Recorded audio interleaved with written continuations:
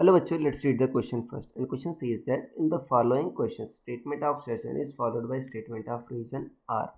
And option 1 says that if both assertion and reason are true and reason is correct explanation of assertion, then mark 1. 2 says that if both assertion and reason are true but reason is not correct explanation of assertion, then mark 2. Option 3 says that if assertion is true statement but reason is false, then mark 3. Option 4 says that if both assertion and reason are false statement, then mark 4. Assertion says that image found by concave lens is always virtual. Reason says that the rays emerging from concave lens never meet on principal axis. So students सबसे पहले आपको समझना होगा कि की concept क्या है बच्चों. की कंसेप्ट इज concave lens.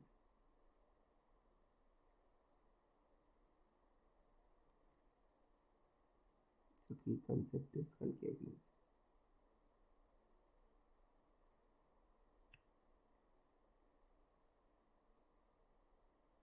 ये बच्चा आपका की कंसेप्ट. अब कह रहा है कि image from by concave lens is always virtual और कह रहा है the rays emanating from concave lens never meet on principal axis. बच्चों देखो सही कह रहा है. अगर हम रियल ऑब्जेक्ट की बात करें बच्चों, तो रियल ऑब्जेक्ट के केस में आपका जो कनकेव लेंस है बच्चों आपका, उस केस में हमेशा वर्चुअल इमेज ही फॉर्म करता है.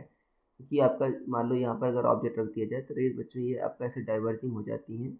तो ये आपका ठीक है, इधर कभी नहीं मिलती बच्चों. इनको आपको पीछे बढ़ाना पड़ेगा तब जाकर यहाँ पर कहीं आपकी ये बच्चों मीट करती हैं.